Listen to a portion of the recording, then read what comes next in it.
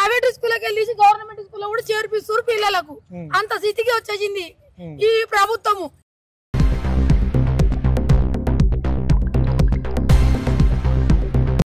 మరి ఏది ఆటో డ్రైవర్ల 10,000 ఏవి ప్రతి నెల అకౌంట్ లో పడతాయని అన్నాడు. ఏ అకౌంట్ లో వేసిండు? ఏ రకంగా బతకాలే మేము? ఏది తులమంగారం ఎక్కడ పోయి, కళ్యాణ లక్ష్మి ఎక్కడ పోయి? ఒక మాట సార్, చిన్న మాట, ఫ్రీ బస్సు పెట్టిండు రేవంత్ రెడ్డి. ఇప్పుడు లేడీస్ మొత్తం ఫ్రీ బస్సులు ఎక్కుతారు, జెంట్స్ కూడా ఎక్కుతారు, బై ఛాన్స్ లా ఎక్కిపోతారు. కిరాయి ఆటో ఉన్నోనికి వాడికి కిరాయి వెళ్ళడమే సాయంత్రం వరకు కష్టం అయిపోతుంది. సాయంత్రం వరకు సొంత ఆటో అంటే ఏదో అల్లకొల్లారమో 300 200 రేషన్ బియ్యమో అవో ఇవో తిని బతికి పిల్లలు పోషించుకుంటారు. లాస్ట్ కు ఒక్కొక్క ఆటో డ్రైవర్ ప్రైవేట్ స్కూల్కి వెళ్ళి గవర్నమెంట్ స్కూల్లో కూడా చేర్పిస్తారు పిల్లలకు. అంత స్థితికి వచ్చేసింది ఈ ప్రభుత్వము, ఈ రాజకీయము. ఇది ఎంతవరకు న్యాయము? మరి ఏది ఆటో డ్రైవర్ల 10,000 ఏవి ప్రతి నెల అకౌంట్ లో పడతాయని అన్నాడు. ఏ అకౌంట్ లో వేసిండు? ఏ డ్రైవర్ కి వేసిండు? ఏ డ్రైవరు? ఇలా మాకు 4 ఆడపిల్లలు సార్, నా మగడు ఆటో డ్రైవర్. ఏ రకంగా బతకాలే మేము?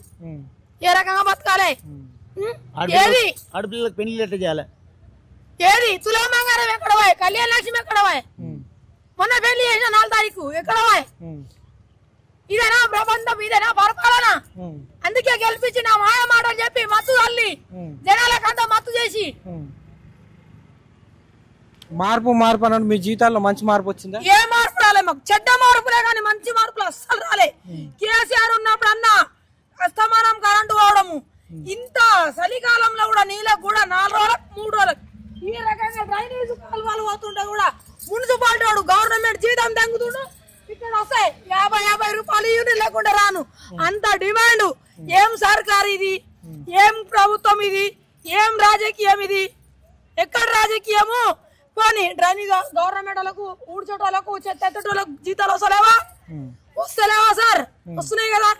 వచ్చినాక ప్రతి ఇంటికి 50 రూపాయలు అంటే 32 కుటుంబాలు, 32 కుటుంబాలలో 50 లెక్క వేయండి. వాళ్ళ డిమాండ్ అట్లా, వీళ్ళ డిమాండ్ ఈ చెత్తలు ఇట్లా, ఆ డ్రైనేజ్ అట్లా. అంటే మా పిల్లలు రోగాలు కావాలి, మేము రావాలి.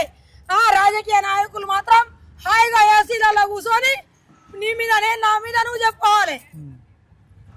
మీకు 500 సిలిండర్ గానీ ఫ్రీ కరెంట్ గానీ రాలేదా? ఎవరకు పెట్టుకోలేదు? అప్లికేషన్ లో పెట్టుకోలేదు 6 గ్యారంటీలలో? కొంతమందికి వచ్చి కొంతమంది రాలే. వాళ్ళందరూ చేసినాం అంటున్నారు కదా. అందరికా రండి, 1140 రూపాయల బిల్లు రండి, రండి, 200 500 రండి. వాతావరణ ప్రభావం వల్ల ఇప్పుడు కరోనా ఎఫెక్ట్ వచ్చి సగం అదే అయిపోయింది.